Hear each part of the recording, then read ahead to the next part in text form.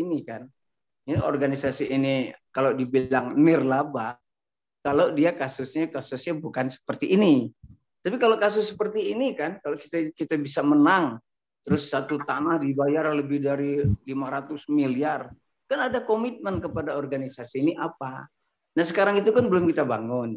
Boleh saja selama ini Pak Budi bilang pakai biaya sendiri, boleh juga bilang Pak Agus operasional kemana-mana pakai uang sendiri. Tapi kan itu bukan organisasi profesional. Yang kita lawan ini adalah para konglomerat, para pemilik kebun, pemilik tambang, pemilik pengembang, ataupun orang lain, ataupun lembaga negara. Ada yang dirampas oleh kereta api, ada yang dirampas oleh BUMN, ada yang dirampas polisi, ada yang dirampas Kodam.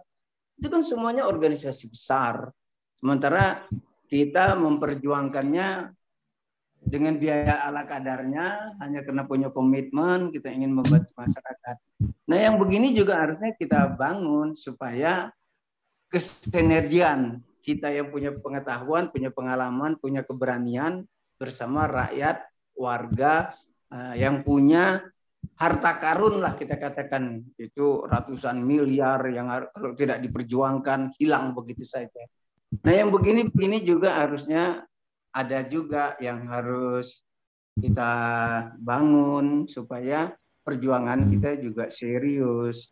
Ya, kalau macam kita lihat lawannya raksasa semua, karena kasus tanah adalah kasus yang sangat susah sekali. Orang-orang kaya, orang-orang. Halo, halo. Dengar, lanjut bang, lanjut. Nah, yang kita lawan ini kan mafia. Mafia itu menguasai semua lembaga hukum. Sudah melalui BPN, melalui polisi, melalui pengadilan. Di pengadilan juga kita dikerjain. Nah, kalau kita sudah menang, macam beberapa kawan-kawan itu sudah menang di pengadilan. Saya sudah konsultasi juga sama Pak Gayus Lumbun. Dia mantan hakim agung. Dia kasih solusi begini. Jadi kita ini semakin melebar, kawan-kawan kita semakin banyak, orang-orang yang peduli semakin banyak. Tapi kalau kita tidak juga membangun organisasi ini secara profesional, ya orang juga asal-asalan. Jadi kan ada juga tuh tanah Kodam, tanah Kostrad yang dikuasai oleh tentara. Saya juga temuin hakim pengadilan militer. Ini apa landasannya tanah-tanah rakyat itu mau diambil sama Kodam? Itu yang jadi pikiran saya sekarang itu bagaimana kita secara cerdas memanfaatkan momentum ketika Presiden sudah mau, Kapolri sudah mau, tapi kalau kita nggak ada yang menang, kena as sekali.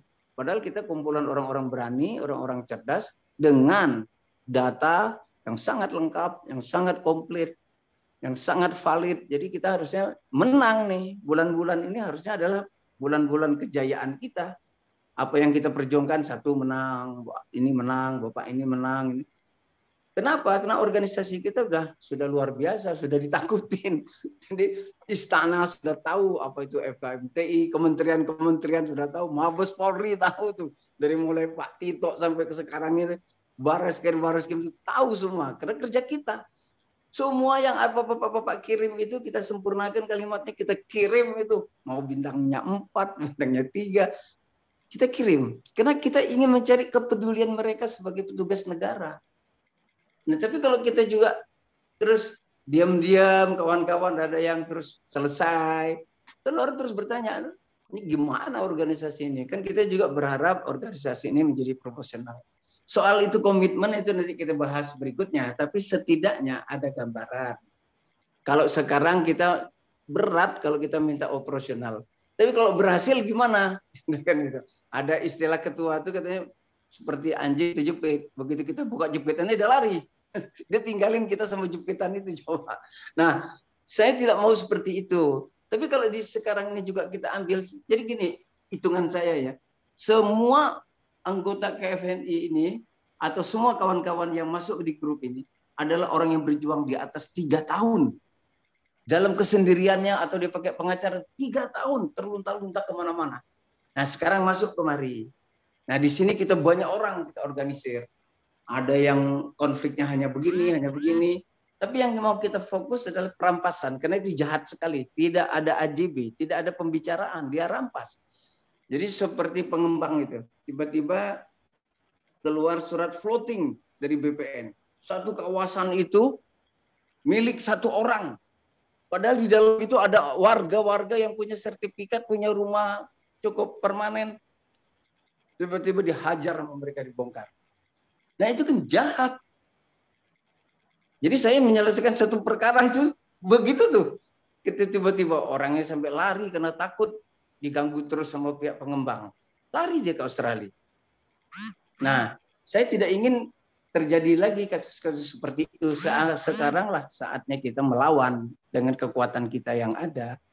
Kita sempurnakan baik datanya, kitanya, organisasinya. Harus kita. Jadi kemarin masuk kan yang dari Manado. Kaget juga saya. AA Maramis itu kan tokoh. Tiba-tiba tanahnya dirampas Pemda. Kok Pemda bisa begitu? Terus ada lagi Pak Stanley. Kasus juga diambil Pemda. Nah, gubernur ini kan kawan saya. Dia sering kontak saya. Dia tinggal bagaimana kita menyempurnakan ini. Kenapa dia takut untuk mengeksekusi pengembalian tanah itu kepada warga? Kalau dia kembalikan, dia harus bayar berapa? Nah, jadi kan ini ada orientasi politik. Umpamanya kita berhubungan juga dengan Banggar. Minta dianggarkan, keluarkan mata anggarannya karena dokumennya seperti ini. Di Pemda itu memang nggak ada surat.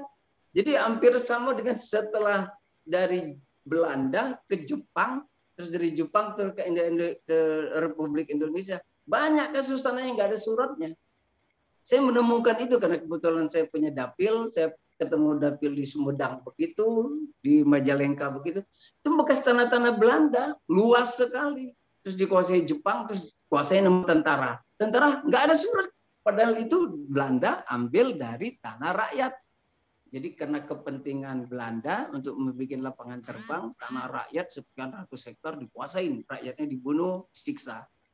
Habis dari Belanda masuk Jepang. Jepang ambil alih lagi lapangan terbang itu. Terus muncul setelah itu Angkatan Udara. Nggak ada surat. Sementara warga masih punya itu. Girik-giriknya, forfounding segala macam. Nah, jadi saya berharap diskusi kita hari ini setidak-tidaknya berhasil memperbaiki cara pengorganisasian kita, organisasi kita, dan kitanya. Jadi saya sudah berpikir saya harus maksimal. Nggak bisa lagi kita. Jadi saya nggak ada lagi rasa takut karena saya bukan siapa-siapa. Jadi saya ingin memanfaatkan begini.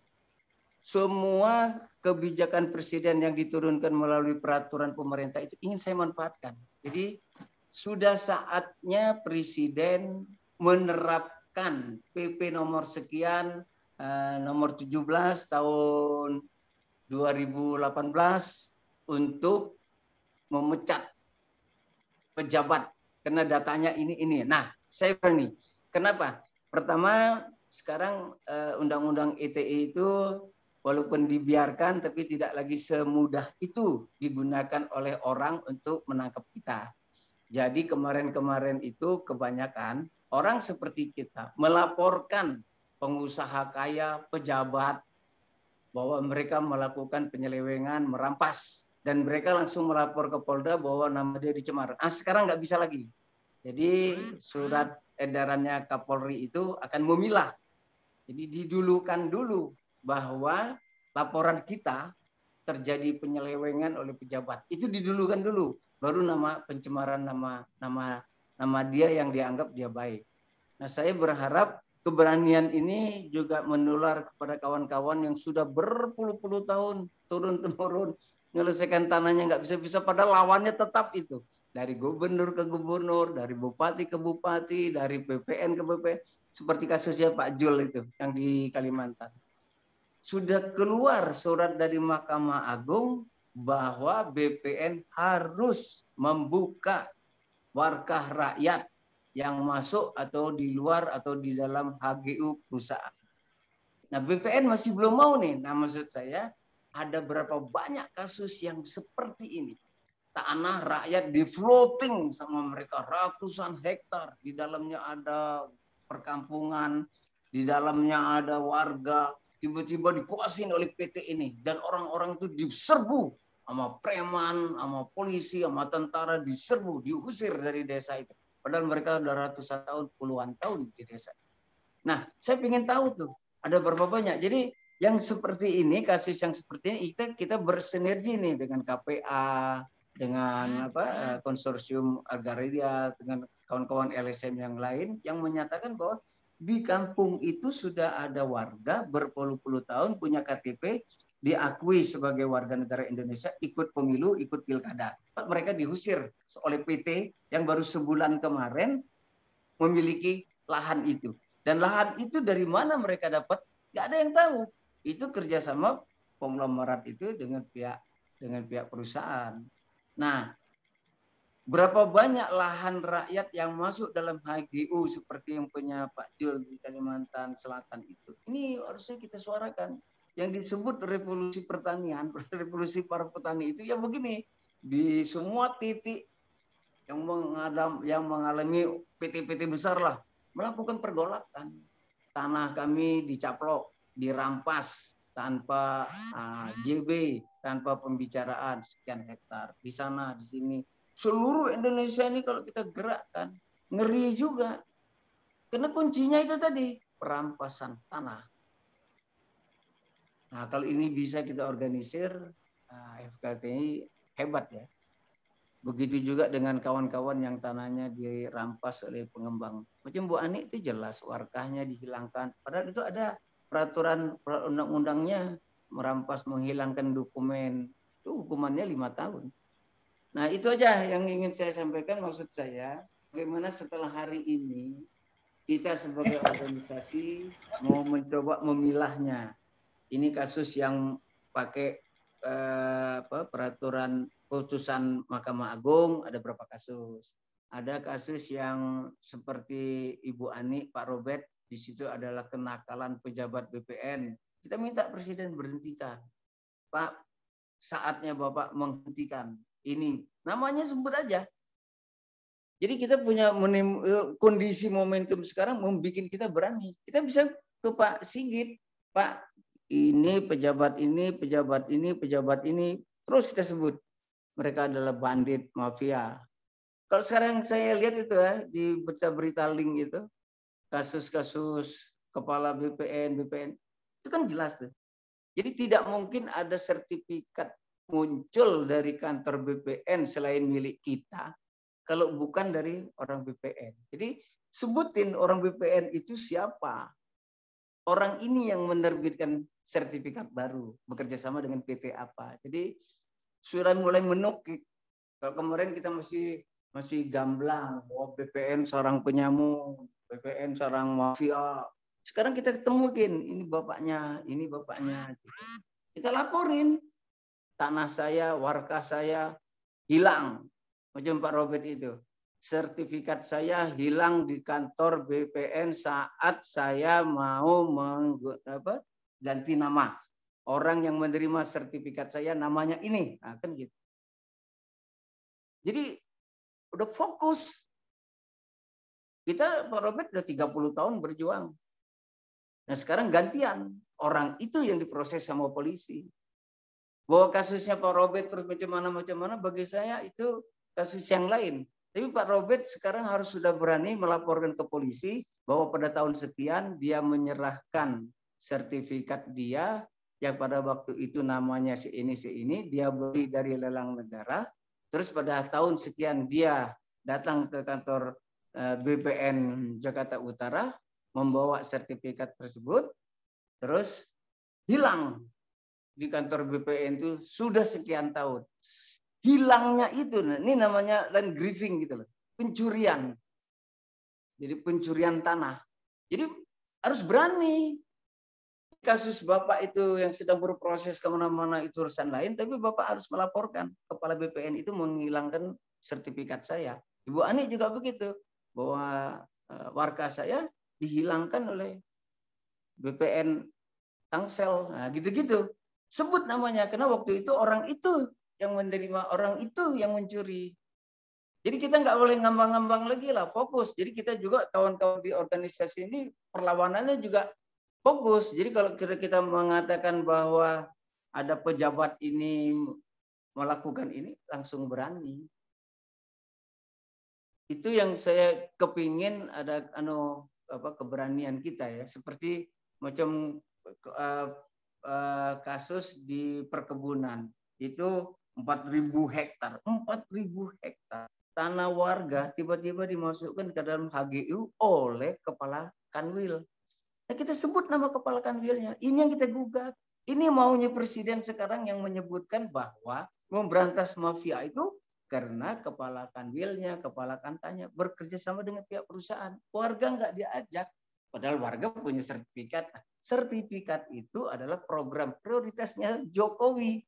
Bahwa tanah rakyat harus disertifikat untuk melindungi warga. Nah sekarang tanah rakyat yang sudah bersertifikat itu dirampas oleh pengusaha. Dan pengusahanya ada di istana. Kan Jokowi tinggal panggil, kamu bayar dulu dong tanah itu. Kamu di sana punya sekian hektar, kamu di sana punya sekian hektar. Tanah rakyat nggak kamu bayar. Rakyat udah puluhan tahun tinggal di situ. Kamu bayar. Kalau kamu nggak bayar, saya cabut PU-nya. Kan begitu. Nah ini yang saya mau. Jadi coba kita mengolah isu, mengolah problem, mengolah ini dengan solusi yang terukur. Bahwa semua kasus pasti ada pelakunya. Pelakunya itu bisa pejabat, bisa aparat, bisa pengusaha. Kita sebut aja.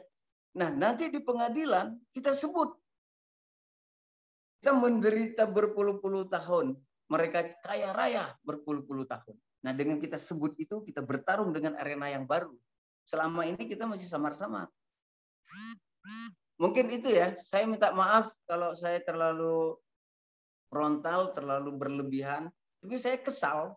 Karena dari umur saya 20-an, saya udah magang di LBH. Kasusnya kalau dulu tanah rakyat dirampas tanpa dibayar. Jadi lapangan golf. Lapangan golf di Jawa Barat ini, itu pasti ada nama saya. Sebagai kelompok masyarakat yang peduli. Kenapa pada waktu itu ada yang dibayar cuma 150 perak per meter. Pada waktu di Cibodas.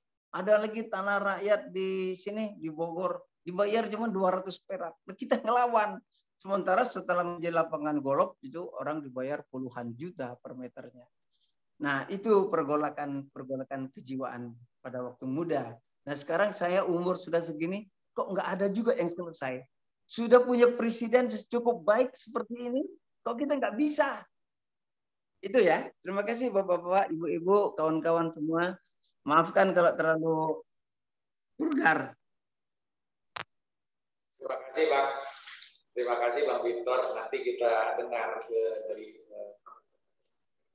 ini ada yang lain juga. Saya mau kasih kesempatan bicara. Tapi mohon maaf tidak seperti Pak Budi dan Bang Victor yang bebas bicaranya panjang karena waktunya terbatas pasti. Yang pertama tuh Pak Niko siap-siap, kemudian Pak Edwin siap-siap, terus saya Pak Sekjen. Ya.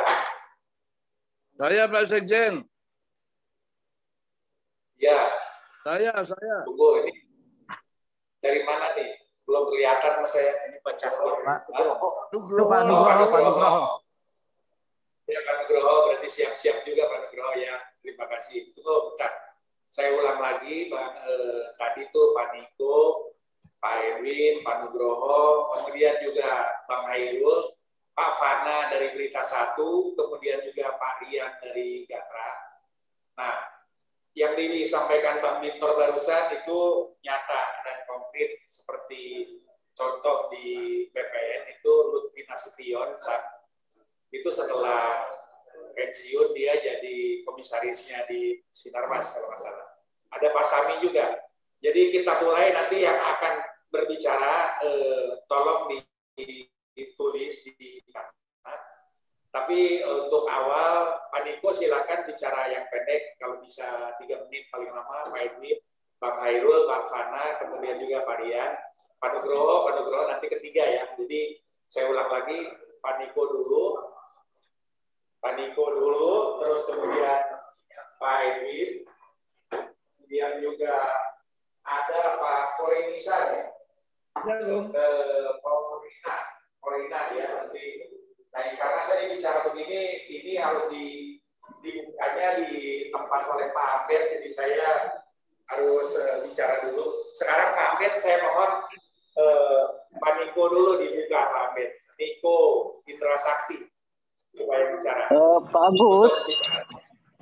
Pak Agus. Silakan Pak Niko. Ya. Pak Agus, saya belum mempersiapkan ya, jadi saya persilakan teman yang lain aja dulu, Pak Agus, gitu ya. Oke. Nanti Baik. kalau misalnya ada aspek-aspek hukum yang perlu saya bantu, saya bantu. Baik. Gitu Pak Agus. Baik, terima kasih Pak Niko. Pak Edwin, silakan Pak Edwin. Silakan Pak Edwin. Sebelahnya Pak Niko tuh Pak Ahmed. Silakan. Ya, silakan Pak Edwin. Ya, terima kasih Pak Sekjen. Sementara saya memang masih mempersiapkan seperti Pak Niko ya, dari apa yang harus saya beritahukan juga. Halo, saya lebih kepada Pak Nugroho dulu, karena Pak Nugroho lebih siap untuk lebih dahulu untuk membicarakannya. Silakan Pak Nugroho deh. Baik. Baik, Pak Nugroho, silakan bicara kemarin pengalaman di komisi dan diharapkan Pak Victor ini kita cepat ada yang segera selesai. Silakan Pak Nugroho. Selamat sore. Selamat sore. Assalamualaikum warahmatullahi wabarakatuh. Selamat sore. Tanah kasus saya ini kemarin saya ketemu dengan, saya diundang oleh penulis buku Gurita Mafia Tanah untuk jadi narasumber bertemu dengan Menteri ATR DPR. Tapi terbukti saya tidak bisa bicara, cuma mendengar. Tidak apa-apa. Saya protes, tapi tidak bisa bicara. Masalahnya Pak Menteri itu ngomong begini, bahwa BPN berniat baik untuk menyelesaikan. Tapi yang di luar BPN dia tidak bisa menyelesaikan. Misalnya yang di pengadilan itu harus tunggu putusan pengadilan.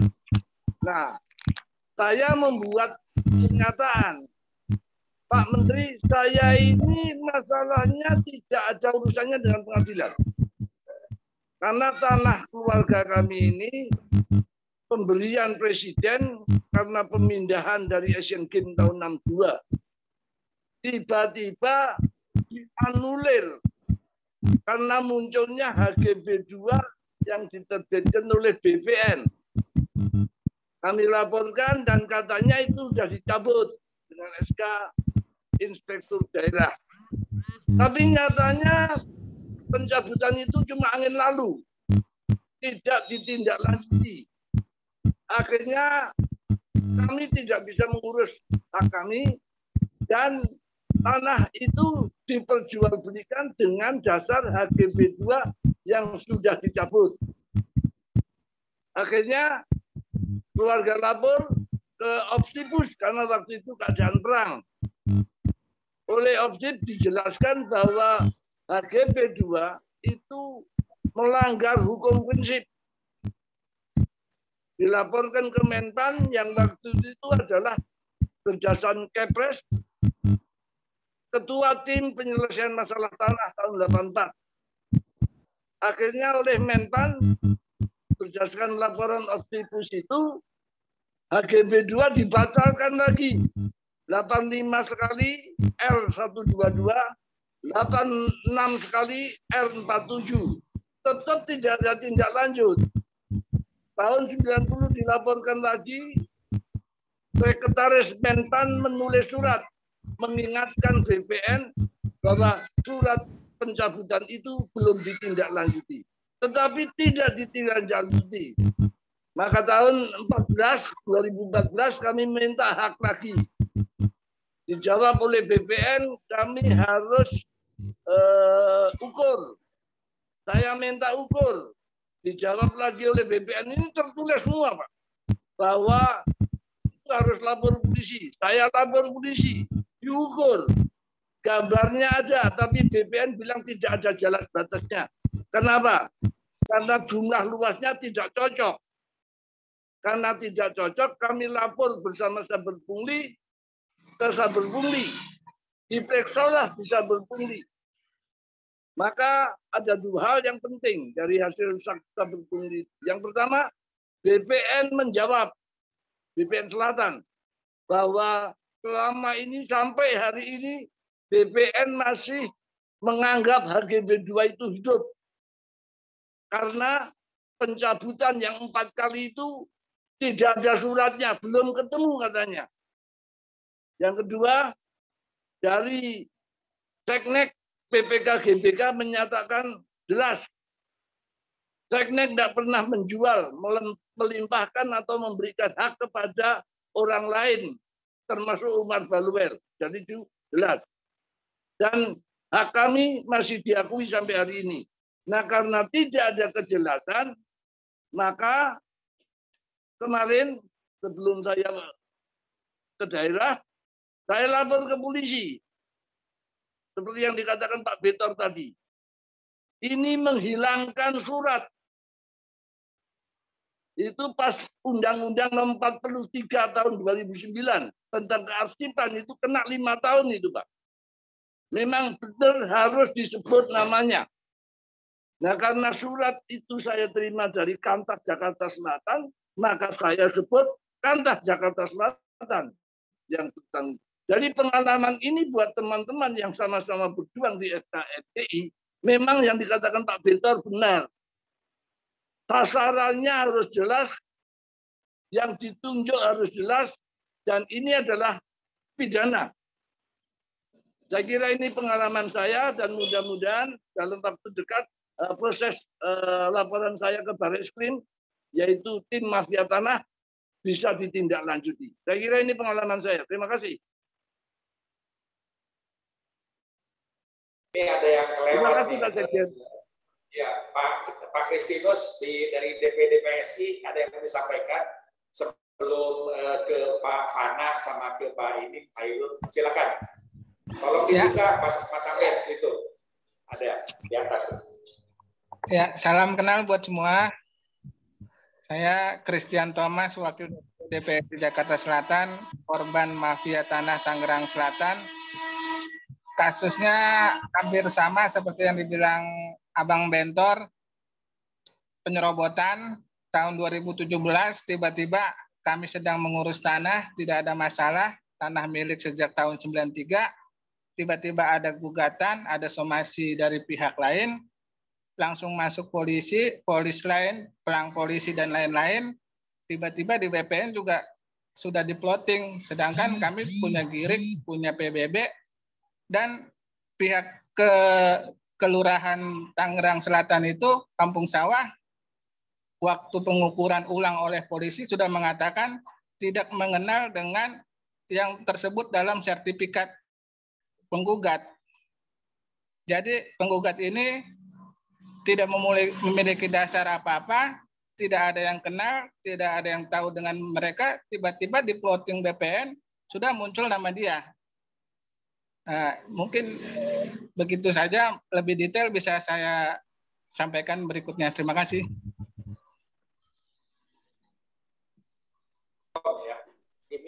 Di mute ya.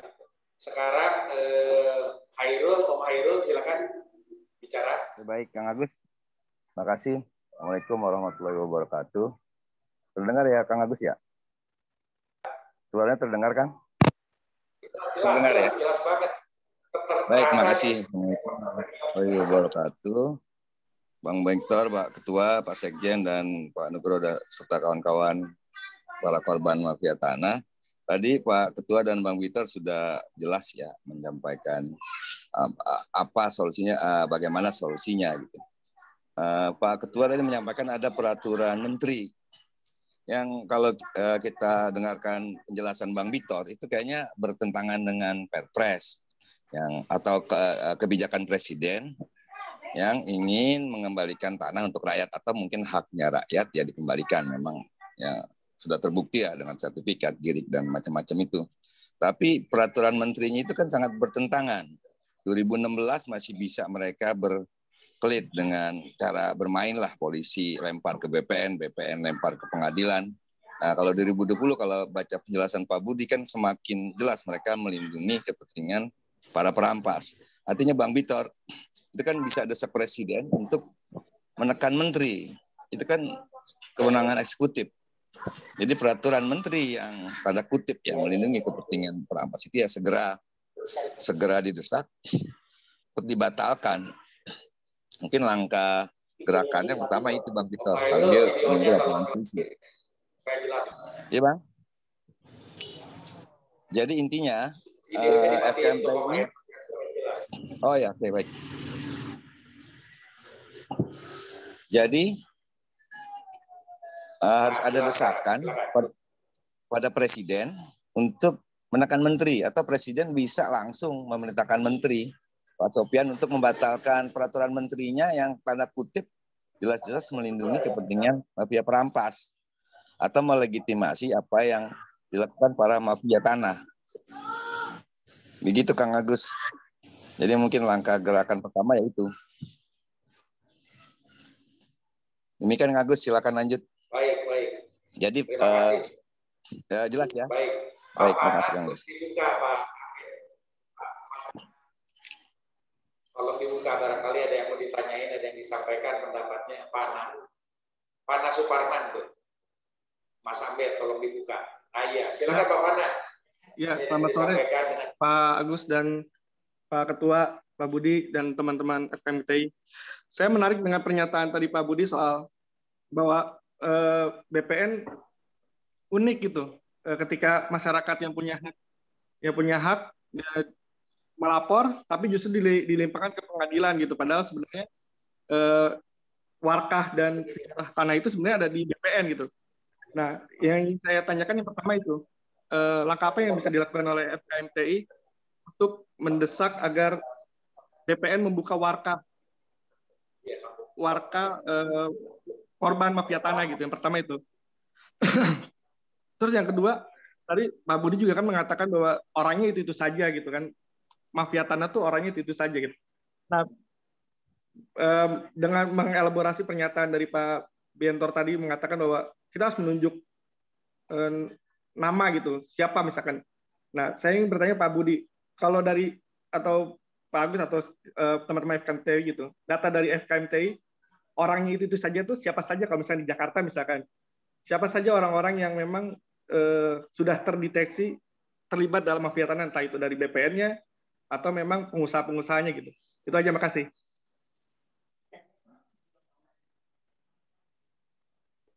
Terima kasih Pak Pana. Pak Budi, Pak Mintor, tolong dicatat dulu ya. Itu dari Pak Pana barusan.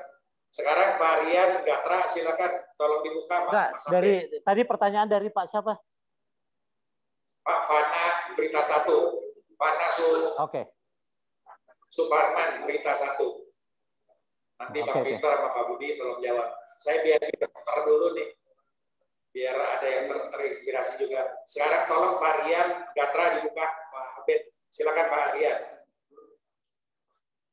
Nanti habis ini Korina Lampung ya, silakan siap-siap. Silakan Pak Rian. Ada deh.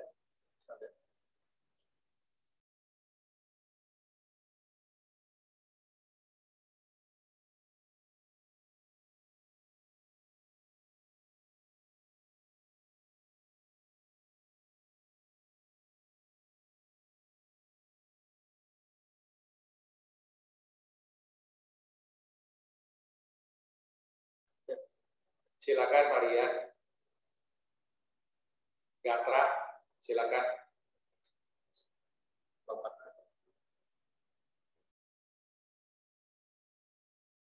Barangkali Korina dulu Lampung, silakan. Korina Lampung. Tolong dibuka Pak Ahmed. Korina Lampung.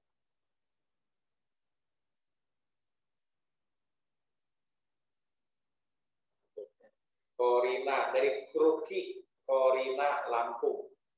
Korina itu dia ada kalau di saya di jajaran kedua tuh di bawah Pak Budi persis.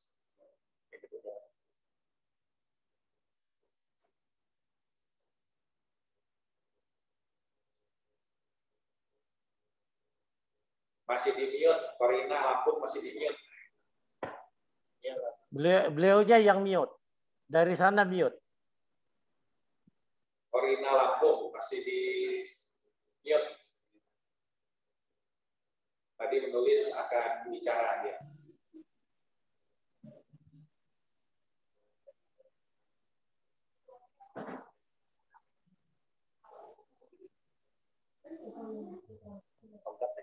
Kalau gitu mungkin oke ya, Korina silakan Lampung bicara. Halo. Ya silakan Pak, silakan Pak Korina, silakan. Oh iya, saya ini kan punya tanah kena jalan tol. Tapi tidak ada pemberitahuan dan saya udah ke pengadilan dan dinyatakan sertifikat sah dan yang berhak terima ganti rugi. Tapi sampai sekarang cuma diputar-putar aja. Katanya saya suruh nyari orang yang memalsukan sporandik. Nah, saya mau nyari kemana? Terus akhirnya saya mau apa? Minta eksekusi. Setelah ada permintaan eksekusi, saya dipertemukan dengan orang yang nyari, yang memasukkan sporandik. Sama BPN, sama PPAT, KPP apa itu, saya kurang tahu, PUPR apa itu. Itu udah ketemu, dan itu turun buat perjanjian. Katanya mau bayar, tapi sampai sekarang orangnya malah pada kabur semua. Tuh, sekarang saya lapor ke Polda Lampung. Sampai sekarang belum ada proses, itu aja. Sertifikatnya nomor 183. Itu nama anak saya. Itu saya yang beliin. Namanya Rizky Adelia. Sertifikat nomor 183 atas nama Rizky Adelia. Putusan pengadilan nomor 18 PDT /2019 Kalianda. Akhirnya sampai sekarang saya malah diputar-putar. Itu aja Pak yang saya sampaikan. Halo Pak Korina, didaftarkan ke fkmti.com supaya nanti bisa diskusi lebih detail dan mungkin kita bisa memberikan saran atau membantu dari Jakarta bisa lebih tepat ya Pak ya. Nanti tolong didaftarkan ke fkmti.com. Ya. Sekarang Pak Niko mau bicara, silakan Pak Niko.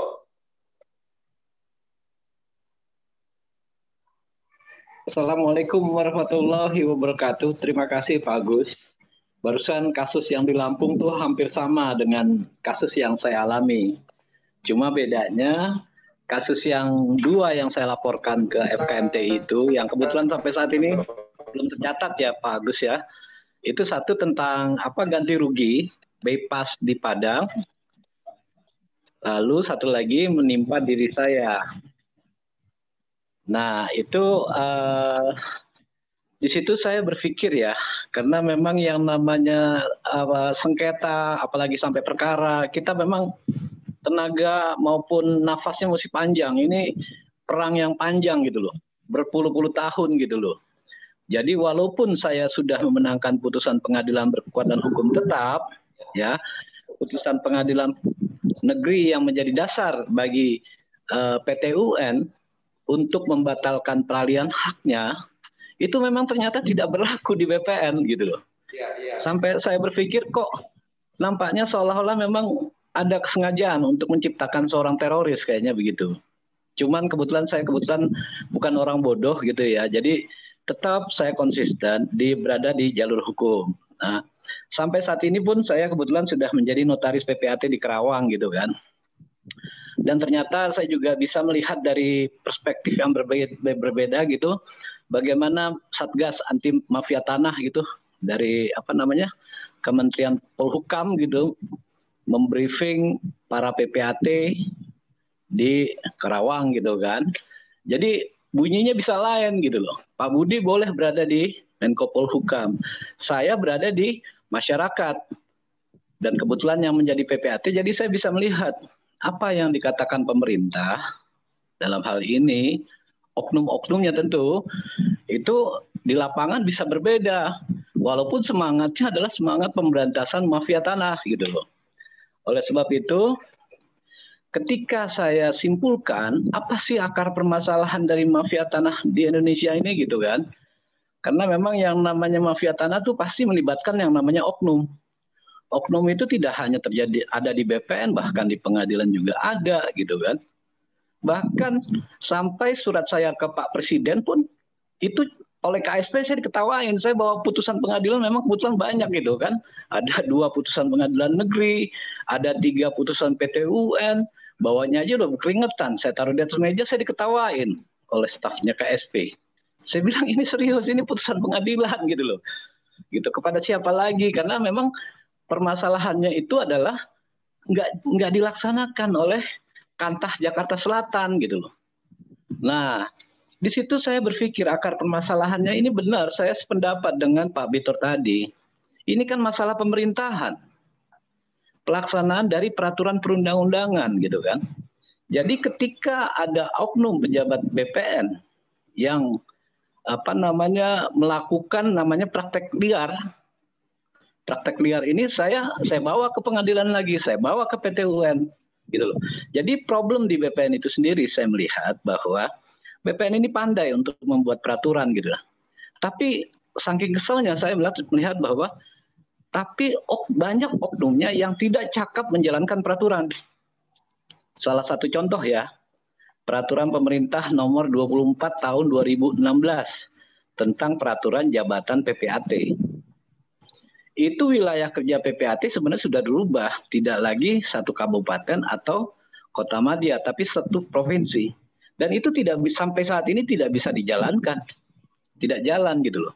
Artinya sebenarnya saya banyak bukti yang menyatakan bahwa ada problem masalah pemerintahan atau pelaksanaan peraturan perundang-undangannya dikenal sebagai fungsi pemerintahan. Makanya ini sebenarnya harusnya memang menjadi concern Bapak Presiden sebagai kepala pemerintahan.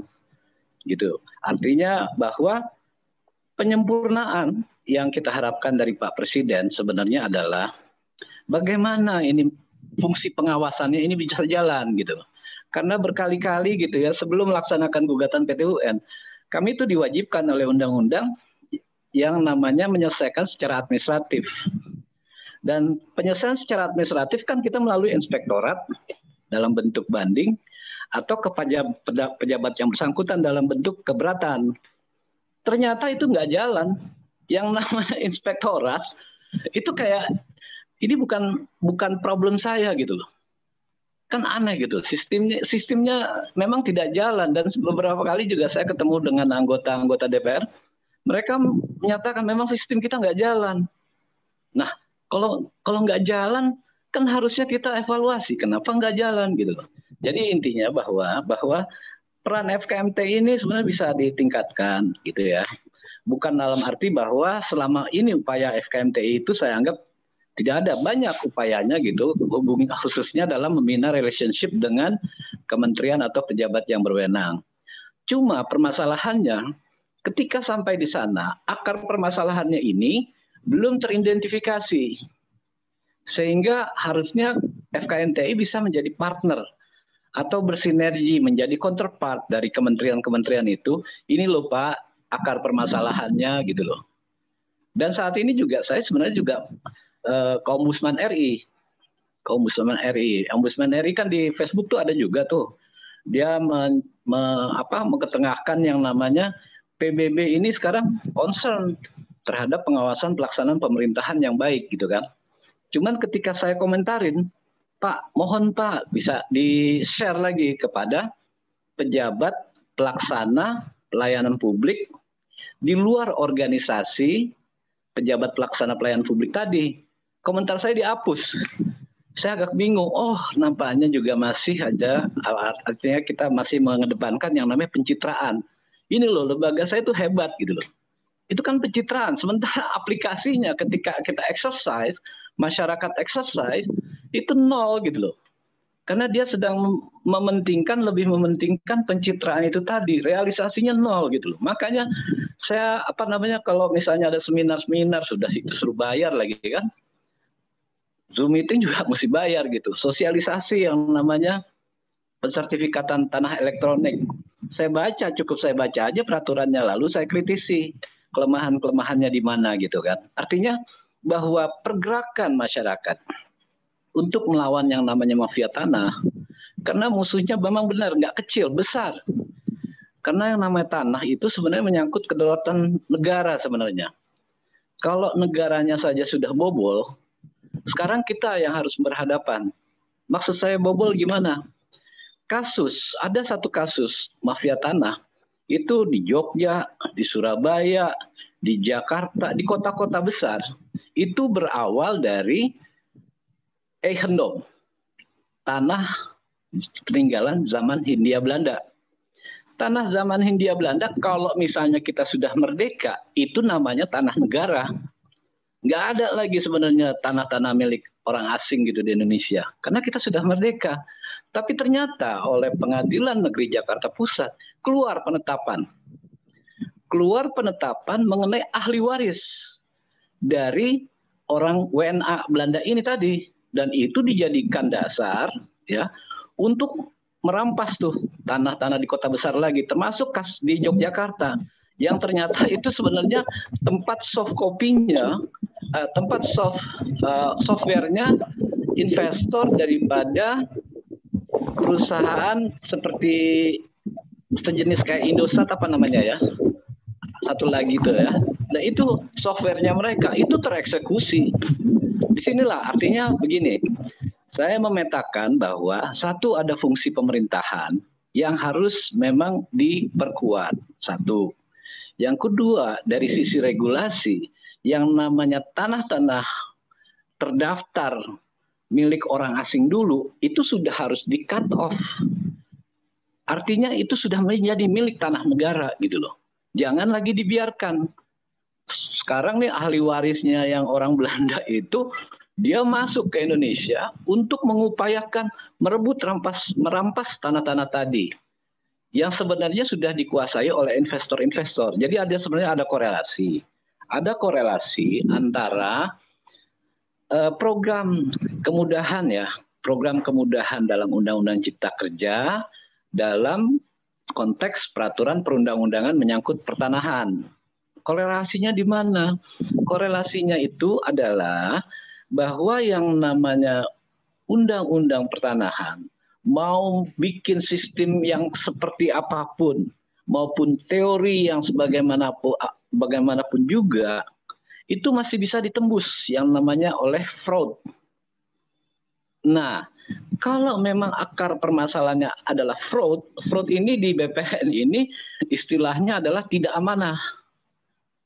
Kan ini yang mesti kita jaga, menyangkut orangnya, bukan peraturannya. Ini permasalahan sekarang nih, kita menghadapi orang-orang yang oknum, yang orientasinya itu adalah duit gitu.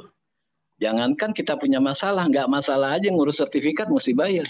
Apa Pak Presiden tahu? Kan selama ini sebenarnya itu yang menghambat pendaftaran tanah. Biayanya besar, padahal masyarakat sudah dibebankan yang namanya bea perolehan hak atas tanah. Uang pemasukan, kita bayar, tapi oknum-oknum BPN itu merasa ini tanah gua. Padahal ini tanah ciptaan Tuhan. Mereka diberi amanah, diberi wewenang untuk mengatur, mendaftarkannya. Tapi oknum-oknum inilah yang sebenarnya harusnya kita catat gitu ya. Dan benar kata Pak Budi bahwa pemainnya dia juga kok. Dia juga itu dalam arti oknum. Saya membaca ini oknum. Oknumnya dia. Sekarang sibuk dia. Kalau nggak ke Barreskrim, ke Polda Metro Jaya. Untuk apa? Melakukan penyuluhan. Lah, ini kan suatu hal yang konyol gitu loh. Si oknum ini bisa bermain di instansi-instansi atau pihak-pihak yang berwajib ngajarin polisi, Mabes, Polda gitu. Padahal kalau kita ikuti statement-statementnya, itu memang statement-statement daripada seorang mafia tanah. Bahkan satu lagi, Pak Mahfud sebenarnya juga mengidentifikasi, ada yang namanya industri hukum. Sampai dia bisa mensponsori, membiayai pembentukan hukum, yang tentunya akan bertentangan dengan hukum pertanahan kita. Salah satu contoh nih ya, ada SEMA nomor 5 tahun 2000. Nomor 4 tahun 2016. Nomor 4 tahun 2016 ini sebenarnya perbaikan dari SEMA nomor 5 tahun 2014, khususnya Kamar Perdata. Saya geleng-geleng kepala mempelajari SEMA ini. Di dalam SEMA nomor 5 tahun 2014, dikatakan bahwa sah atau tidaknya peralihan hak atas tanah yang penting di hadapan PPAT. Artinya apa? Artinya sebenarnya SEMA ini sudah merubah sistem pendaftaran tanah dari stelsel negatif yang mengandung unsur positif menjadi stelsel positif murni atau sistem Torrens dikenalnya. Sementara yang namanya yudikatif itu kan penegak hukum untuk menegakkan hukum yang positif, hukum yang berlaku di Indonesia. Hukum yang berlaku di Indonesia untuk menyangkut tanah itu filosofinya hukum adat. Sekarang dengan alasan pembeli beritikat baik itu sebenarnya prinsip-prinsip atau mengambil filosofi dari hukum barat. Filosofi hukum barat ini tidak bisa dipaksakan untuk berlaku di hukum tanah di Indonesia. Kenapa? Karena filosofi hukum adat kita, filosofi hukum tanah kita itu adalah filosofi hukum adat. Jadi kita juga harus mencermati, oh ternyata dari sisi regulasi ada yang namanya industri hukum. Dan ini disponsori gitu loh.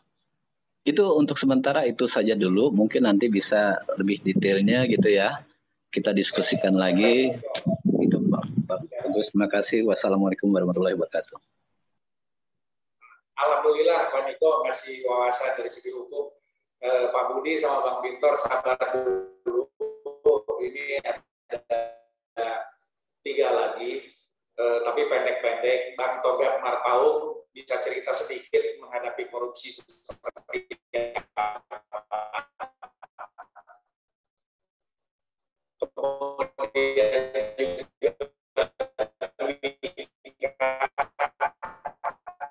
teman-teman saya di ekonomi itu mudah-mudahan bisa bicara nih sama Sri Mulyani kan, nasibnya Robert. Nanti habis Pak Togam, apa nih Mas? Pak Togam dulu tolong dibuka, Pak Abed Togam Marpaung. Pendek-pendek ya, mudah-mudahan bisa memberikan inspirasi, kemudian juga semangat. Togam ini dia seperti Bang Bintor sampaikan, hanya untuk pengalamannya barangkali bisa kita dengar. Silakan Pak Togam. Di unmute, tolong Pak Ben di unmute Togam Marpaung.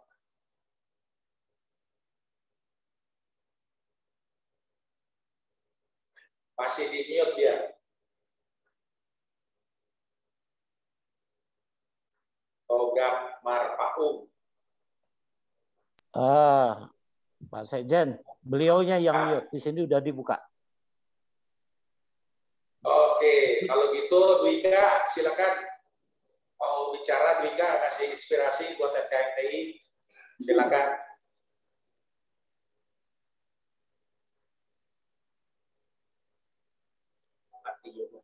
Mati juga ya. Oke, Mas Bagus, Dwika, Mas Dwika, silakan Mas Dwika. Oke, kalau gitu Pak Bagus. Kata Bang Bintor sama-sama aktivis nih harus segera menang nih. Oh masih di mute Pak Bagus. Sore Pak Agus. Oke Pak Sami kalau gitu. Ya silakan Pak Sami sampaikan pendek. Mana? Selamat sore Pak Agus. Salam sejahtera, salam sehat selalu Pak Budi, Pak Betho, dan Pak Nugroho. Salam sehat. Ya, seperti tadi Pak Bethor bilang bahwa tanah-tanah golf dibayar cuma 200.000, 200 rupiah, itu betul terjadi pada diri saya. Itu terjadi tahun 94 di Sawangan, Telaga Golf Sawangan, Depok. Saya mengalaminya tanpa dibayar sepeser pun. Saya pegang giri, saya sudah mengkonfirmasinya kepada kecamatan, dan saya mempunyai segel yang dinyatakan Ibu Lurah itu mengakui bahwa pada saat sebelum terjadi penggusuran, perampasan itu adalah tanah saya. Dibuktikannya dengan keluarnya gambar situasi yang dikeluarkan asli oleh BPN. Saya punya nama penanda tangan GS itu adalah Bapak Ubung.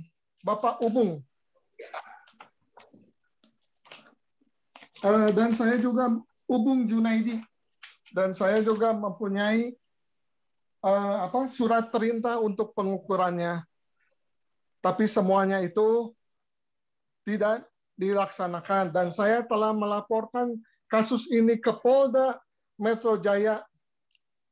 Dan sudah sampai saat ini tidak ada tindak lanjutnya. Yang saya laporkan adalah Ibu Siti Aisyah selaku lurah yang mengakui tanah itu di atas materai bahwa itu tanah saya. Dan yang terakhir lagi tahun 2020 saya telah datang lagi ke kecamatan dan ke kelurahan Sawangan. Ternyata tidak ada akta jual beli. Tidak ada akta jual beli. Dan itu diakui oleh Ibu Sylvia Dona SH. Dia yang pertama tahun 2010 dia mengatakan bahwa waktu itu saya bersengketa dengan kelurahan. Dia mengatakan bahwa tanah itu telah terjadi jual beli, tapi hanya 900 meter persegi. Sedangkan tanah saya 12.610. Kalau misalnya itu betul, sekarang kemana sisanya? Dan dengan bukti apa terjadinya transaksi itu? Ternyata di tahun 2020, saya datang lagi ke kecamatan dan Ibu Sylvia Dona menyatakan bahwa dia tidak mempunyai catatan akta jual beli terhadap objek tanah saya. Berarti Ibu Sylvia Dona telah melakukan kebohongan publik yang berbeda antara tahun 2010 dan 2020. Dan sampai saat ini BPN Depok mengatakan bahwa warkah buku tanah itu tidak diketemukan dan bukan tanggung jawab dia karena dia adalah selaku administrasinya aja. Penerbitnya adalah Kabupaten Bogor. Karena Sawangan ini dulu adalah Kabupaten Bogor. Setelah tahun 93 atau 90 lebih lah, 98 kalau nggak salah, dia menjadi kota pemerintahan administrasi Depok. Nah, setelah dikejar, ternyata Kabupaten Bogor pun tidak mempunyai data. Dia telah mengirim semua arsip dari yang dimiliki seharusnya di Kabupaten Bogor ini pindah ke Depok, yang pindah administrasinya, pindahan kota pemerintahannya, telah dikirim 7 kontainer. Semua surat tanahnya dikirim 7 kontainer. Saat ini saya dipingpong antara dua institusi ini, BPN. BPN dari dulu, dari surat laporan polisi sampai saat ini 2010 selalu berkelit bahwa warkah buku tanah itu tidak diketemukan. Itu sebetulnya pada tahun pada tahun 2010 saya mengadukannya itu adalah Siti Aisyah dan Manuel Rawung yang menyerobot, yang merampas tanah saya. Tetapi yang dimintai keterangan oleh polisi adalah BPN. Pak Aidin dari kuasa hukum BPN menyatakan bahwa warkah buku tanah itu tidak diketemukan. Sekarang kalau tahun 2010 sampai tahun 2020 masih tidak diketemukan, ada apa dengan semuanya ini? Dan terakhir saya mendapatkan informasi yang akurat bahwa yang ada di BPN itu hanyalah fotokopi sertifikat sampul halaman 1 dan halaman 2. Bagus. Semua nama orang yang bersangkutan ada. Ya, Pak Gus. Ya, terima kasih Pak Sami. Mudah-mudahan ini kan jelas ya. Dan ini menyampaikan apa yang tadi Bang Bintor sampaikan, bahwa lapangan golf itu ada yang tidak dibayar. Nah, karena ini waktu juga, saya kira nanti kita akan mengadakan lagi juga, tetapi saya kira ini perlu ditindaklanjuti. Ada beberapa pertanyaan tadi Bang Bintor, tolong dijawab. Kemudian juga ini sebagai sekaligus penutup dari Bang Bintor. Kemudian terakhir nanti Pak Budi Kendi juga menjawab, kemudian sekaligus juga penutup. Nanti jangan pergi dulu, kita nyanyi pada Bu Negeri ya terakhir. Sekarang Pak Bintor dulu. Terima kasih banyak Pak Agus sama semua rekan-rekan. Ya, terima kasih Pak Sami. Silakan. Ya.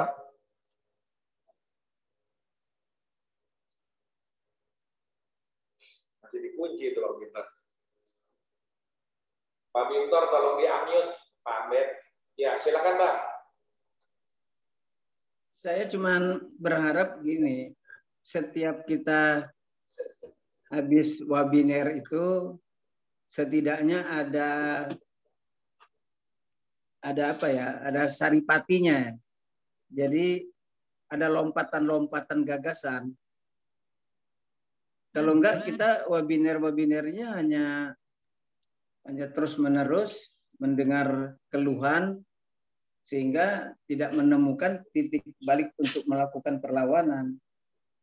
Jadi kan kalau kita lihat ini kasus macam di Depok itu banyak juga kasus kejadian karena saat terjadinya pengembangan wilayah pemekaran, administrasinya itu pindah-pindah. Dulu kan Jawa Barat itu Bandung semua, termasuk Banten.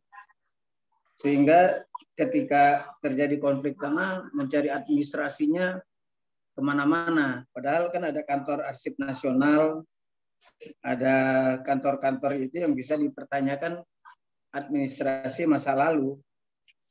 Kan itu ada kantor-kantor administrasi, ada kantor-kantor arsip. Memang agak jelimet kalau kita terus-terusan tidak menemukan garis perlawanan. Saya sampai saat ini hampir 90% yang ada di istana itu masih kawan saya karena mereka nggak banyak berubah. Ada Rindeket, ada Fajrul, ada Alek, ada Anggit, ada segala macam. Tapi mereka itu kan kadang-kadang tidak masuk dalam ranah ini, ranahnya kasus tanah. Jadi tetap aja kembalinya ke Sofyan Jalil. Jadi kita kembali kepada Sofyan Jalil, Jadi semua yang kita edar, kita keluar, kita serang Sofyan Jalil, kita angkat ke atas supaya sampai ke presiden, balik lagi ke Sofyan Jalil. Nah, sistem administrasi seperti ini yang harus kita dobrak.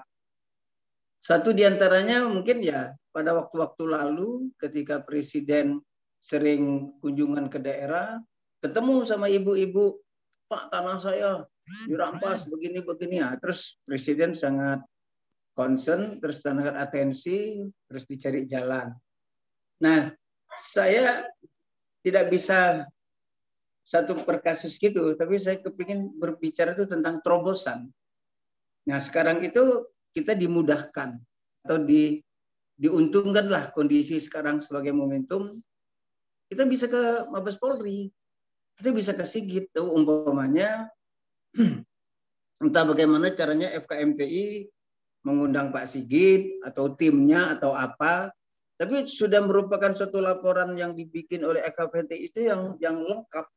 Jadi model umpamanya kasus perampasan tanah, model A begini, model B begini. Artinya apa yang sudah kita olah dari semua informasi kawan-kawan yang menjadi korban menjadi sebuah statement kita untuk mempermudah kepolisian itu melakukan. Karena kalau kita balik ke presiden itu nggak berani karena ini ranah hukum dan surat edaran Kapolri memperjelas sekarang itu juga Kapolri memilah-milah terus Kapolri juga punya hak untuk melakukan mediasi.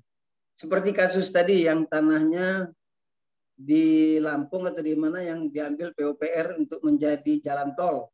Itu di kantor staf presiden mungkin ada puluhan kasus seperti itu. Yang punya tanah menggugat untuk mendapatkan konsinyasi. Yang orang lain yang bisa dapat tanah itu. Jadi kemarin itu baru masuk kasus tanah tol becak kayu. Yang punya tanah nggak dapat uangnya, yang dapat orang lain. Nah itu kan jadi lucu. Dibilang salah bayar, tapi pemerintah nggak mau bayar lagi. Nah problem seperti itu menjadi sebuah. Sekarang tuh FKM itu bagi saya sudah melakukan terobosan solusi. Artinya seperti maunya Pak Ketua, semua berkas lengkap, valid, akurat. Nah, dirumuskan.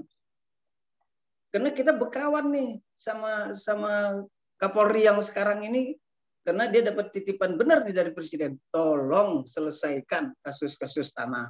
Lawannya mafia. Artinya dari Kapolri yang lalu, kita sudah berjuang. Saya bawa Pak Robert punya itu 2017. Sudah saya bawa ke Kapolri Pak Tito. Nggak bisa, ini nggak bisa, ini nggak bisa. Artinya belum ada policy dari Presiden. Nah, Kapolri yang sekarang itu mau menjalankan polisinya Presiden. Bahwa saya akan selesaikan, karena ini beban saya, tugas saya. Mari kita manfaatkan momentum itu. Jadi kalau bisa setelah hari ini, besok-besok itu, ada rapat intern lah atau rapat apalah yang ada di FKMTI yang sudah merumuskan solusi terobosan. Jadi 1 A modelnya begini, B, C. Begitu ini sampai di Kapolri berdebat sama kita. Ini proses sebenarnya. Tapi intinya harus menemukan pelaku. Jadi betul bahwa dia anggota BPN, dia karyawan BPN, dia bekerja untuk lembaga negara. Tapi secara pribadi, kalau dia korup, kalau dia merampas tanah rakyat, dia berlaku bersifat pribadi. Seperti di partai. Ada yang korupsi bansos, ada yang bawang putih. Itu urusan pribadi. Partainya tetap jalan. Orang lain tetap jalan. Nah, yang bermasalah ya proses. Nah, saya ingin Menteri Sofyan Djalil bisa memilah. Pak, yang kami serang adalah oknum Bapak. Ada pejabat Bapak yang nakal. Ini. Nah, Pak, ini. Jadi kita sodorkan kelakuan orang itu dengan dosa-dosanya, dengan perampasannya, sehingga Pak Sofyan Djalil nggak bisa membela. Nah, itu juga yang harus kita bikin rumusan. Jadi sekarang itu pada tingkatannya, karena kita sudah 3 tahun ya, sudah 3 tahun, sudah banyak kasus tanah yang kita kumpulin, sudah kita pilah-pilah, sudah kita analisa, kita bikin selembar surat atau 2 lembar surat, kasus ini, kasusnya begini, kasus ini. Jadi kita menemukan berbagai cara, metode, pola yang dilakukan oleh mafia dalam perampasan tanah. Pola yang begini, pemodalan, seperti yang kasusnya ibunya Dinopati Jalal. Ada yang memodalin ini, ada yang begini. Ada yang modelnya begini, ada yang model begini. Jadi kita bisa menemukan umpamanya 10 langkah cara mafia merampas tanah. Nah, FKMTI bertanggung jawab terhadap statement itu dan menyebutkan pola-pola mutasi, promosi yang ada di BPN juga. Itu kan semuanya berbayar, sehingga dosa Kakanwil yang lalu ditanggung oleh 10 tahun kemudian oleh generasi Kakanwil yang sekarang. Begitu kita desak untuk bongkar, dia nggak mau. Pak, itu punya senior, Pak. Saya malu, Pak. Ternyata kan memang dia mendapatkan kedudukan itu karena dia bayar. Coba kalau dia nggak bayar, macam Sigit lah, bebas saja dia. Jadi saya melihat Kanwil, Kakanta, itu menanggung dosa para senior. Kalau dia jujur, kalau dia orang baik. Ya Pak, masa lalunya begini, dulu begini Pak. Jadi kita akan bantu Bapak karena ini memang hak Bapak. Nggak ada urusan dengan senior yang berdosa, tidak ada urusan dengan senior yang jahat-jahat itu. Lurus gitu loh. Ini maunya Jokowi. Jadi kita coba meningkatkan juga daya tempur kita. Dengan sekarang prajurit ataupun pasukan kita sekarang banyak. Kita katakanlah, wah sekarang ada Depok, ada Sumatera, ada segala macam. Nah, kita formulasikan. Suatu saat nih, kalau suatu benar nih kita sudah sempurna, daya juang kita kuat, suatu saat kita ketemu Sigit. Kita cari jalan, kita harus ketemu Sigit, kita akan paparkan. Kalau memang ada polisi yang terlibat, kita sebut terlibat. Nggak ada lagi takutnya. Kalau kita takut, kita minta Jokowi menggunakan PP 43 tahun 2018. Bahwa setiap orang yang membongkar kejahatan mendapatkan penghargaan dari Presiden. Kita pakai itu. Oke, terima kasih.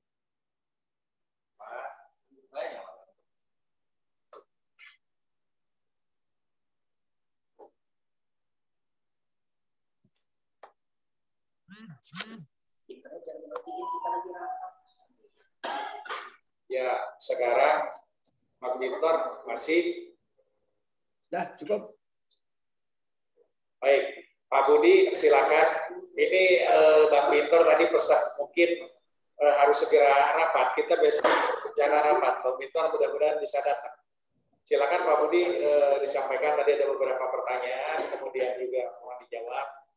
Kemudian juga semangatnya Bang Bintor itu harus ada yang segera selesai katanya. Mudah-mudahan ini juga. Silakan Pak Budi.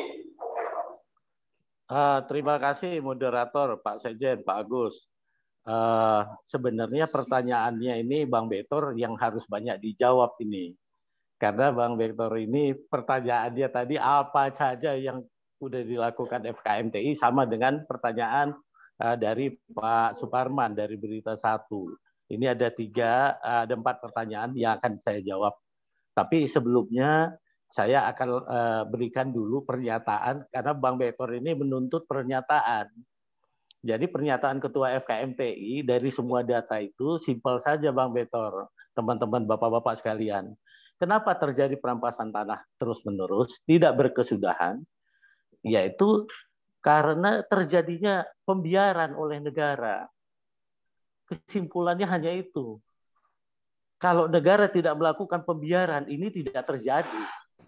Pak Jokowi sudah mau di depan, sudah ngajukan, terbukti tanggal 3 Mei 2019, dia udah marah itu dalam ratas. Tapi para pembantunya membangkang. Sekali lagi saya katakan, Berita 1, Pak Suparman, bahwa memang para pembantunya Pak Jokowi ini membangkang semua. Udah jelas-jelas itu. Dan Pak Jokowi 2020 pun sudah marah. Terakhir itu adalah bulan Februari yang menyatakan tangkap, sikat sama backing-backingnya. Itu dia. Jadi itu sudah jelas sebenarnya. Jadi kalau perampasan tanah itu kenapa terjadi? Karena negara melakukan pembiaran terhadap perampasan itu sendiri.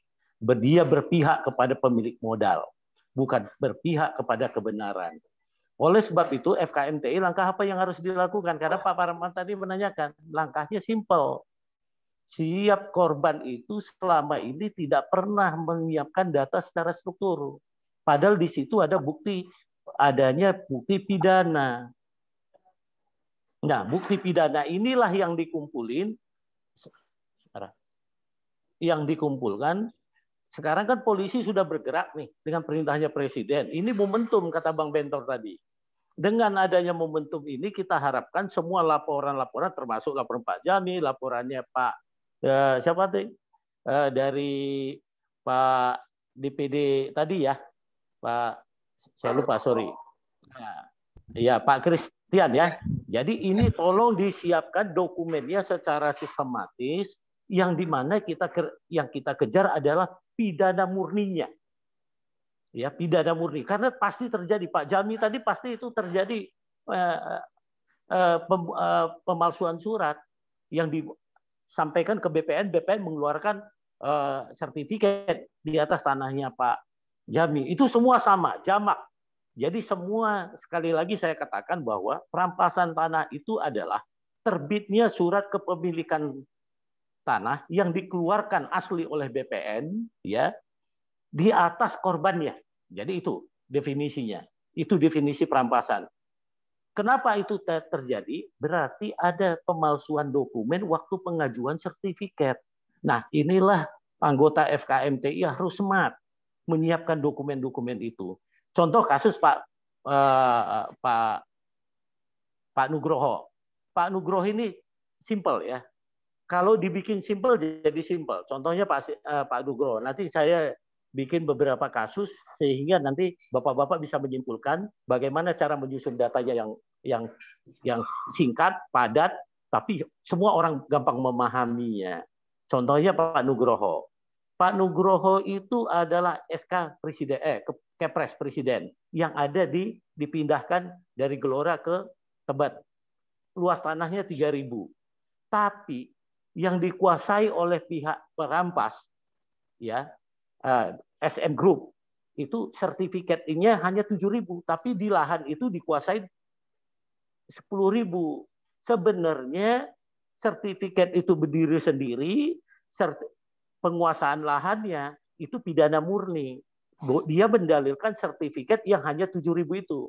Nah, jadi sebenarnya Pak Nugroho harus fokus di situ, memasuki perkarangan, karena kalau kita kejar pemalsuan surat, memang ada dihidupkan kembali sertifikat yang sudah mati dihidupkan kembali.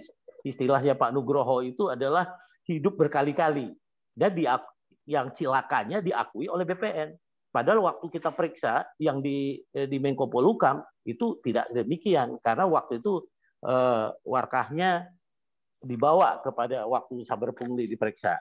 Nah, itu yang perlu saya sampaikan kepada Pak Suparman. Jadi ke depan itu langkah yang dilakukan FKMTI adalah menyiapkan data secara sistematis dan membawa ranah ini ke ranah pidana murni. Karena di perampasan itu adalah bukan bicara masalah kepemilikan. Kepemilikannya sudah selesai. Tidak ada sini bicara perdata. Sesungguhnya kalau BPN menyuruh mengenai perdata, ini bisa kita duga bahwa yang menyuruh ke pengadilan itu dialah pelaku mafia tanah itu. Atau dia berkolusi dengan mafia tanah. Karena sebenarnya ini masalah adu data saja. Gitu. Nah, ke depan apa yang harus dilakukan FKMTI dengan datanya yang disajikan secara sistematis dan sederhana, maka kita akan mendorong ke depan itu adu data. Kita selesaikan di ruang terbuka, bukan di ruang tertutup. Kalau nanti di ruang tertutup, ini nanti dipelintir. Apalagi itu dibawa kepada ranah pengadilan. Kita udah tahu. Kalau masuk di ranah pengadilan, tangannya eksekutif lebih jauh lagi untuk menjamah itu. Jadi saran kami FKMTI, korban itu jangan dibawa ke ranah pengadilan. Tapi bawalah ranahnya itu pidana murni. Itu ya, itu yang pertama. Tadi ini ada pertanyaannya dari Pak Niko saya mengenai Menko Polhukam. Jadi karena rata-rata itu ya korban mafia tanah itu sudah mengadu. Ke Tuhan pun udah dia ngadu, kata Bang Betor. Jangankan ke aparat, udah mengadu dia. Sehingga kami dulu berpikir kalau korbannya sudah ngadu ke polisi tidak ditanggapi sudah bertahun-tahun, bahkan itu yang namanya Pak Robert itu jelas, tapi faktanya tidak jalan. Begitu juga Pak Rusli. Pak Rusli ini lucu, sudah 17 kali ngelapor ke polisi, semuanya di SP3 diberhentikan. Padahal ini permasalahannya sederhana. Beliau nitipkan girik di kelurahan, girik itu terbit atas nama PT SP, SM Group gitu, namanya ada. Sebenarnya kalau penyidik jeli, ya cukup panggil aja. Kenapa kok itu atas nama you? Orang tidak pernah jual beli. Tapi maukah aparat? Tidak. Karena tadi kita memang semua ada keberpihakan. Jadi kenapa terjadi perampasan tanah ini adalah karena keberpihakannya aparat penegak hukum dan aparat oknum BPN. Nah, kita pernah diskusi sama Irjen BPN dengan Sekjen. Yang kami tangkap hanya sederhana. Bahwa kalau ada pun anak orang-orang BPN itu yang ingin meluruskan, menegakkan hukum, kebenaran, nanti dia bakal dikriminalisasi oleh yang lain gitu loh. Karena memang mungkin dia sudah terjerat dengan yang lain gitu loh ya, kasus yang lain. Pada kasus ini mungkin dia tobat, dia mau meluruskan, tapi nanti dia juga bisa dikriminalisasi oleh siapa? Oleh penegak hukum. Ini yang terjadi, sehingga ini jadi blunder. Sehingga sekali lagi, dengan kita tersusunnya data seperti yang Bang Betor tadi sampaikan, bahwa FKMT itu sudah tahu polanya, sudah jelas. Itu sebab dari awal tadi saya katakan bahwa orangnya itu saja. Nah, bukan kalau aparat sudah tahu, penegak hukum sudah tahu, bahkan saya yakin presiden pun sudah tahu.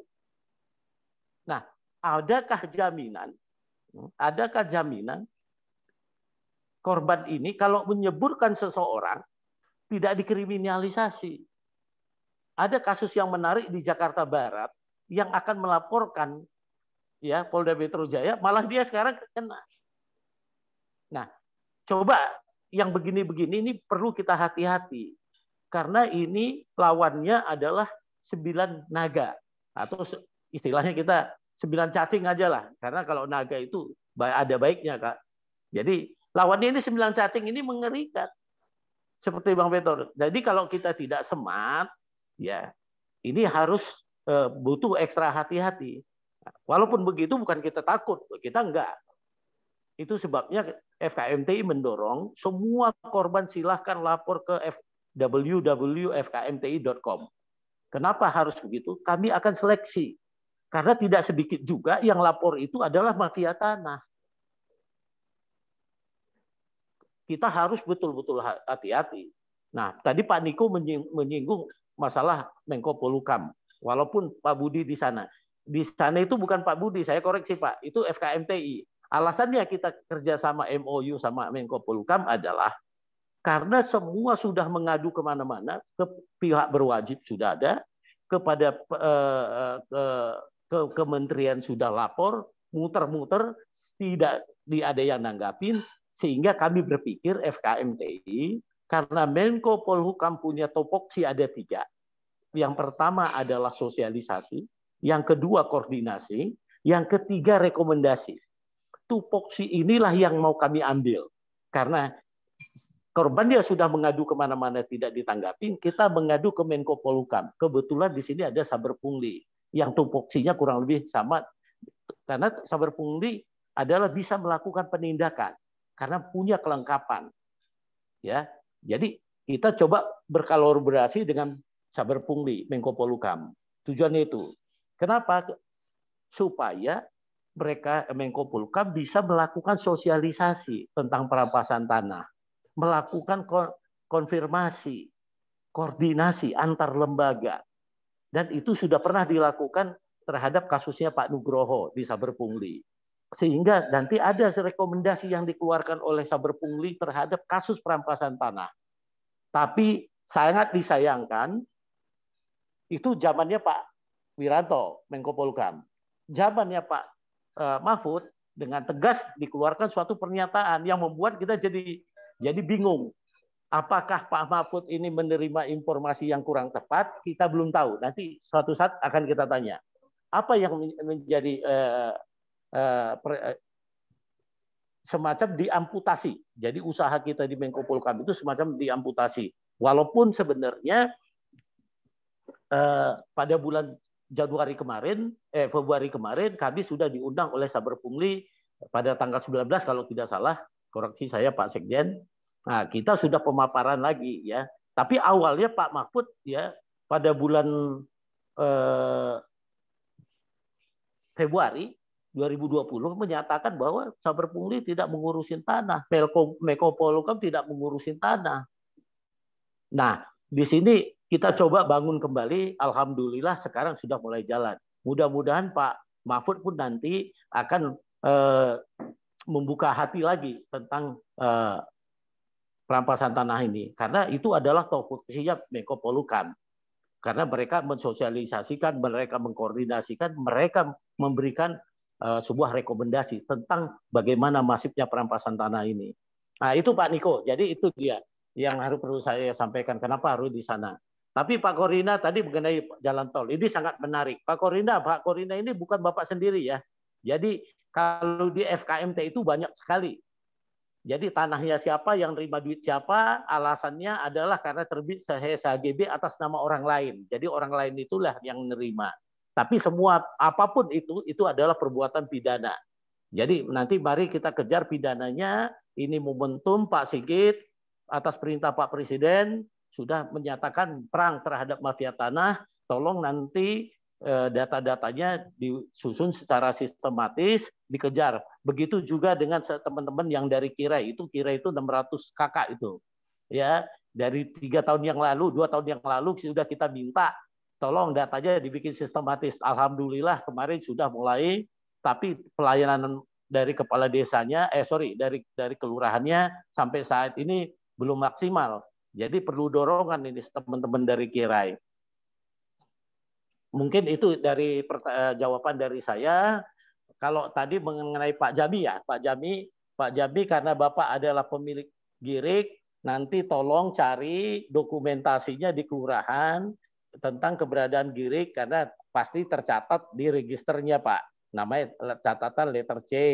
Nanti diminta keterangan dari sana. Kalau nanti kelurahannya tidak mau, nanti diminta ke Irjen Depdagri untuk minta pelayanan kepada mereka terhadap surat Bapak. Sebenarnya Bapak-bapak semua dengan data yang valid kita bisa mempidanakan perampasan tanah itu pelaku perampasan tanah tersebut. Karena itu jalan yang paling cepat. Kalau nanti dibawa ke ranah perdata, tolong jangan mau. Kalau digugat, gugatnya pun langsung dibawa ranah ke pidana, kumpulkan bukti pidananya. Nah, di sini BPN pun nanti kita coba melakukan pendekatan supaya warkah itu dibuka. Memang kita harus smart di sini. Kita berharap tadi ada Menko Polhukam, ya, bisa menjembatani untuk memanggil BPN. Tapi faktanya BPN ini adalah lembaga super body. Kenapa super body? Kita pernah melakukan rapat di Departemen Dalam Negeri dalam hal ini Irjen. Diundang BPN-nya untuk bawa warkah tidak datang. Begitu juga di Menko Polhukam. Diundang oleh Deputi 3 waktu itu kasusnya Pak Nugroho juga tidak datang. Jadi ada semacam pembangkangan. Tapi mereka ini tidak bisa dihukum. Apalagi adanya peraturan menteri yang terbaru yang nomor 21 tahun 2020 yang diundangkan Oktober, kemarin sudah dilaksanakan November. Itu ada pasal 53 atau berapa itu ya, bahwa BPN karyawan BPN tidak bisa dipidana. Nah, ini makin super body. Saya pikir dengan fakta-fakta ini mari kita dorong nanti ya semua elemen masyarakat. Di sana ada dari Batam Pak Joni ya untuk menyuarakan seluruh secara nasional tentang perampasan tanah ini secara serempak bahwa ini adalah bahaya terhadap kesatuan Republik Indonesia. Karena perampas tanah itu sejatinya adalah anti Pancasila. Karena dia rusak, memecah belah itu NKRI. Saya kira itu kurang lebih saya minta maaf. Itu closing saya dari sini hari ini. Nanti bisa kita kembangkan lagi. Bang Betor, saya sudah ucapkan terima kasih atas semangatnya Abang terhadap FKMTI. Selanjutnya saya serahkan kepada Pak Sekjen, kepada moderator. Terima kasih. Wabillahi wal hidayah. Wassalamualaikum warahmatullahi wabarakatuh. Waalaikumsalam. Ada satu nih, nggak kelihatan nama saya dari tadi, Pak Joni. Pak Joni ini yang mana ya? Ini kemarin jasanya besar sekali. Dia menggerakkan mulai dari Kepri, kemudian juga Pak Arianta juga di Jawa Tengah, sama di Makassar. Tapi saya nggak lihat, dan apakah memang teman-teman di daerah mungkin belum terbiasa main Zoom meeting gitu kan, sehingga ini saya dari tadi nyari ininya, tapi nggak kelihatan sama saya. Yang mana ya? Ada Pak Sekjen, ada itu Pak Joni. Pak Joni, kasih waktu boleh. Coba dibuka. Joni bicara, Pak Joni, coba kemarin gimana? Sebelum saya tutup, kemudian saya nyanyi Indonesia Raya, sepatah dua patah kata dari Bapak di pengalaman di kemarin di daerah Bapak mengadakan acara. Silakan Pak Joni. Assalamualaikum warahmatullahi wabarakatuh. Salam sejahtera semua. Terima kasih Pak Sekjen Saya dari Kepri Batam. Dari tadi hanya memang untuk permasalahan itu sudah banyak masuk. Cuma memang beragam bentuk dan permasalahan tanah ini kita lagi mendata. Dan kita memang telah membentuk itu FKMTI di Kepri. Dan memang luar biasa bahwa saat ini yang kita data pun yang di Ombudsman itu sudah ada 50 permasalahan tanah yang tidak pernah terselesai. Tapi hanya itu sementara karena kami masih dalam proses pembentukan di koordinator wilayah di Kepri. Karena di sini memang kita butuh tim untuk FKMTI. Saya rasa hanya itu. Cuma satu memang kita sepakat dengan Pak Betor tadi bahwa perlu suatu tahapan-tahapan untuk meningkatkan fungsi daripada kinerja kita ke depannya. Hanya itu aja. Terima kasih Pak Sekjen. Baik, terima kasih Pak Jody. Saya kira kawan-kawan yang lain juga terima kasih kepada Bapak di ini. Kemudian ini banyak pesan sebetulnya dan banyak semangat. Dan kita harus menindaklanjuti, mudah-mudahan besok Senin kita juga akan bertemu di daratan ya di Sehat, membahas beberapa hal dan insya Allah ini akan ditindaklanjuti. Kemudian terima kasih banyak atas kehadiran semua. Nah kita mengadakan ini dan saya ditemani teman-teman dari Kirai, ada Pak Ari, ada Pak Robik, Pak Ari malah sama istrinya. Terus kemudian juga ada Pak Patrick mana Pak Patrick? Nah, kemudian juga ada Pak Pra. Nah, sebagai terakhir, oh dia ada Pak Tarman, tuan rumah. Pak Tarman mana Pak Tarman? Nah, ini Pak Tarman. Nah, belum kelihatan Pak Tarman. Nah, ini Pak Tarman. Ada juga. Nah, sebagai terakhir, barangkali karena semua pengabdian dan usaha ini untuk negeri kita, mari kita berdiri. Seperti biasa, Pak Pram yang mimpin, kita nyanyi Padamu Negeri. Silakan Pak Pram. Setelah itu saya kembalikan dan silakan disebut. Mari kita nyanyi Padamu Negeri. 1, 2, 3.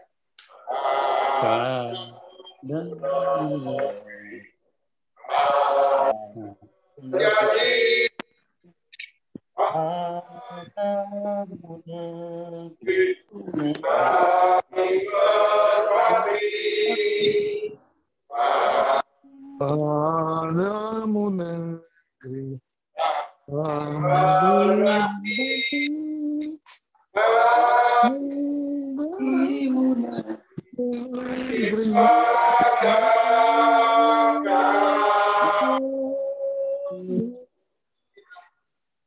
Bapak-bapak Ibu sekalian, terima kasih atas kehadirannya. Panglima Jenderal Sudirman menyatakan jagalah rumah dan pekarangan. Saya kira kita sekarang sedang melaksanakan itu. Mudah-mudahan karena FKMTI berbasis data yang disampaikan Pak Budi buka data dan terjadi. Mari kita terus berdoa, berusaha semoga Allah Subhanahu Wa Taala memberikan berkah dan berjalan kepada kita semua sehingga Amin. FKMTI berhasil. Terima kasih semua rekan-rekan. Salam sejahtera selalu.